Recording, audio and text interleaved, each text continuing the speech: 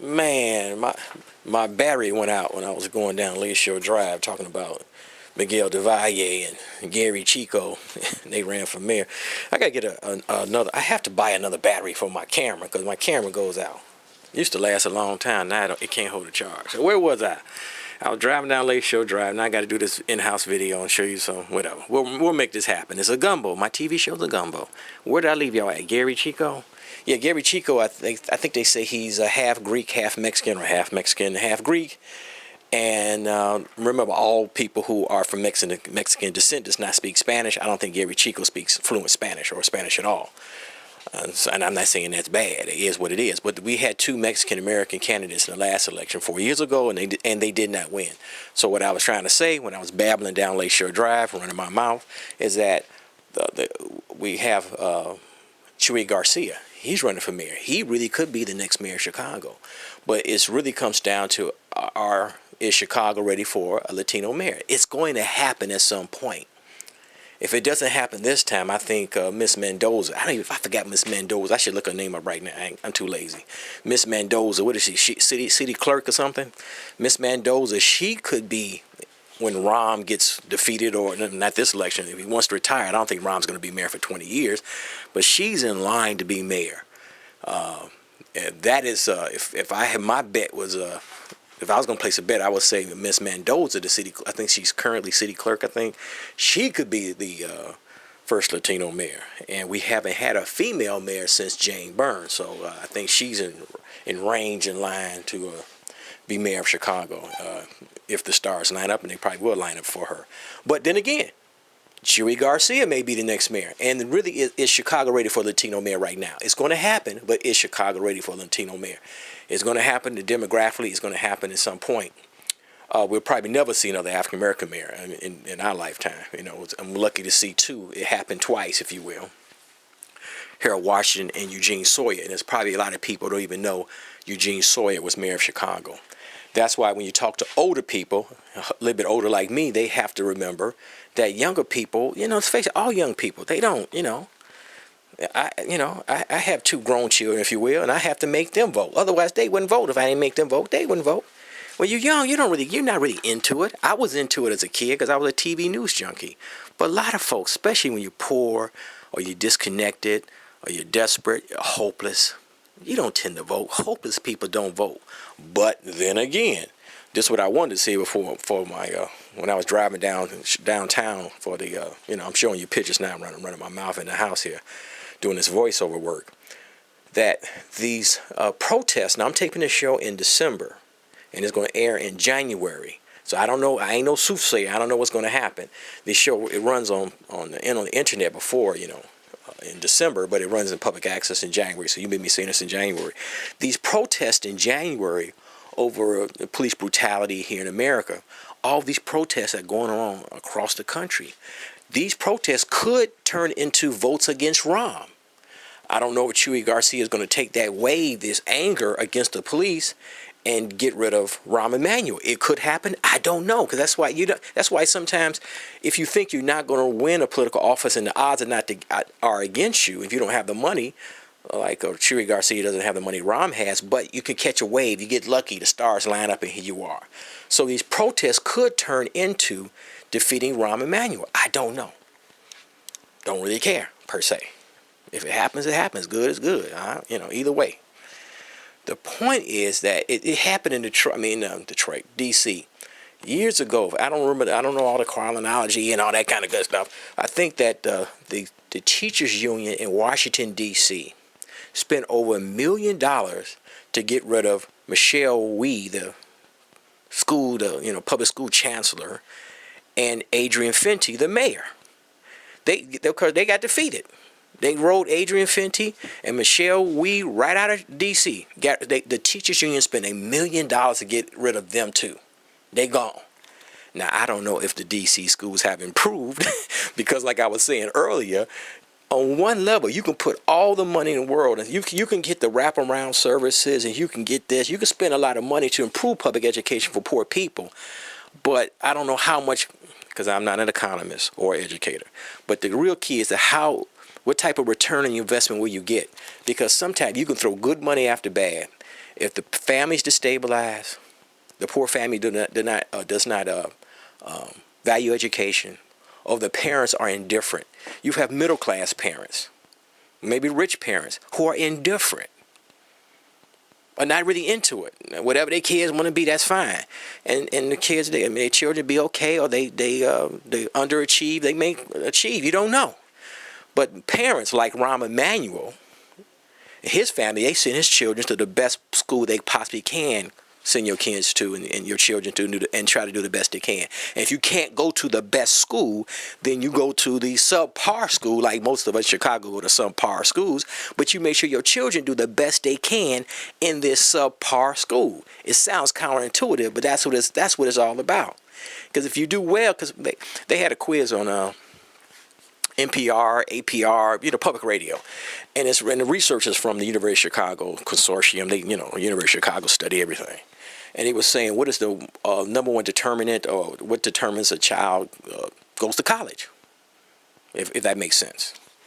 And they say, what is a grade point average, is it attendance, is it study habits, there's a few other things. But the point is that if your child gets a high grade point average, even at a subpar, let's say a subpar school like Harlan High School, okay, a regular grammar school, a high school, or if you were high school like Harlan or something, or Julian, if they do well, if they get a high GPA, they should succeed in school, and they could go to college, and should go to college, either junior college, some other post-secondary education, definitely four-year university, because that GPA, that 3.5, that 4.0 GPA proves they have the discipline.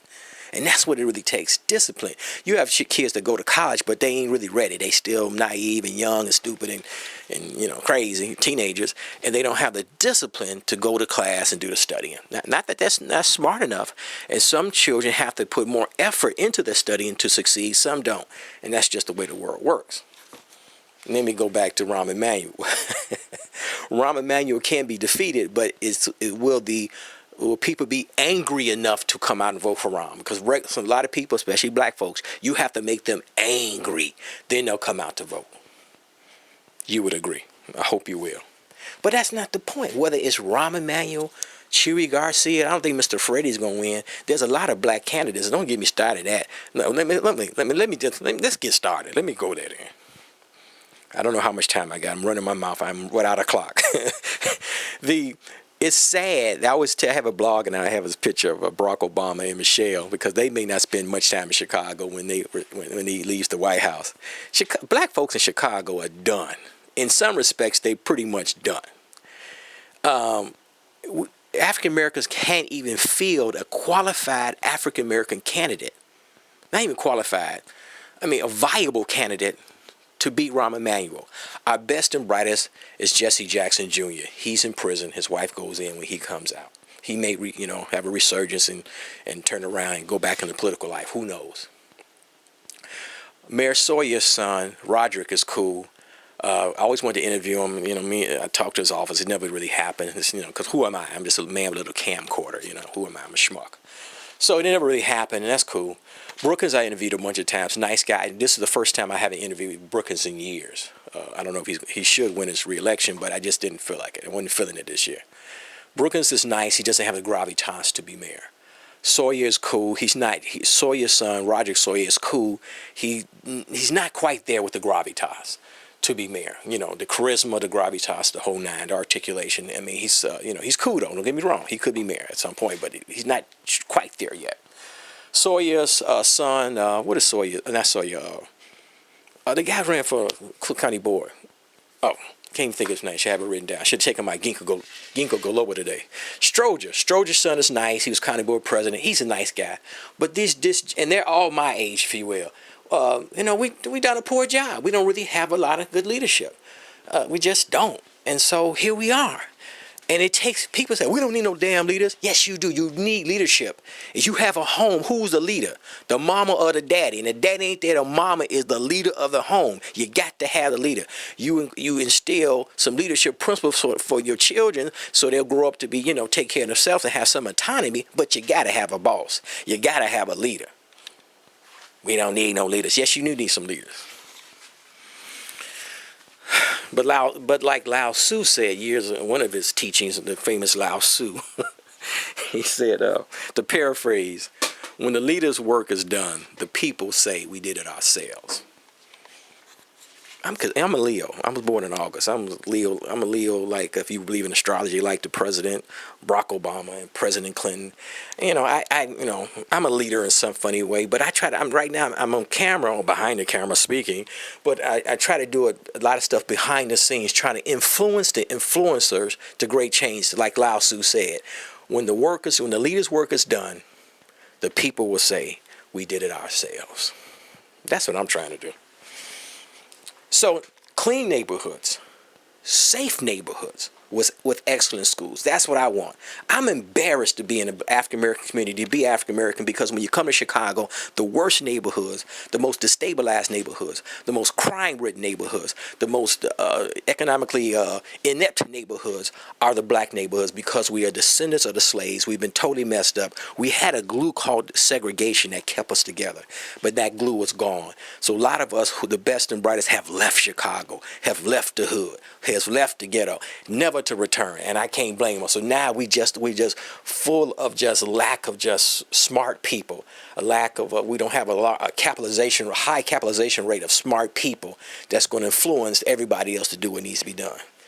What we need to do, make sure your boys do well in school. That's the number one thing we need to do. Whether Rahm Emanuel wins or loses, that ain't the point, people. If we have more strong black men, and they start as strong black boys. Now, some people are going to be stronger than others. Some people are going to be more talented than others. But we need a larger capitalization rate of black men. If you had a black man, we didn't have a dropout rate in the public schools of 50%. We had a dropout rate of maybe 2%, 5%. You would have more black boys going to college, learning to be a plumber, or a doctor, a lawyer, electrician, a carpenter, learn how to do heating and cooling, fix cars. We wouldn't have this unemployment rate. When you come to the black community, see the black men walking up and down the street. You don't see black men going to work. They up and down the street, riding 10 little bicycles for 10-year-olds and whatnot. And it's not their fault. It's really not their mama's fault or their grandma's fault. They just didn't know. They wasn't informed and inspired. Somebody has to go in these public schools, after school, Saturday school, to inspire these young boys and teenagers, to give them information and inspiration and show them how to do it so they can be upstanding black men. We have a few, we got a few, but we got a lot of woeful black men. I'm an underachiever. I'm pitiful in many respects. I get it. So I don't want your son and daughter, or especially your son, to grow up to be pitiful, to get caught up in the criminal justice system, a failing public school, unemployed, underemployed, and have to commit crime. And then he get caught up and is pretty much over. They don't need the black man. They got computers and robots, people from all around the world. They don't need that black man. But he could make it if he had a work ethic and some substance. So in review, in closing, you want to vote against Rahm Emanuel? Go right ahead. Make his day. If he wins, that's his business. If he loses, it doesn't matter. Before enlightenment is draw water and chop wood. And after enlightenment is draw water and chop wood. It still comes down to raising our children, giving them a sense of, not so much entitlement per se, but teaching them delayed gratification, study, do your best in school, and live your true potential. Try your best to live your true potential. Let's go for that. Clean neighborhoods, safe neighborhoods with excellent schools, especially in my neighborhood, our neighborhood, the black neighborhoods, the African American neighborhoods. Can we do that? Yes, we can.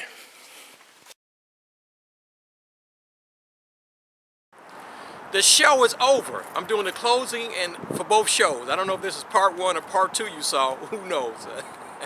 But hopefully you enjoyed it. It was about Rahm Emanuel and the public schools and the defeat or the re-election of Rahm Emanuel and we so-called Negroes, African Americans. Okay. The point is that there is no point. It's clean neighborhoods. What I do is just run my mouth. Hopefully you understand the show and you get it.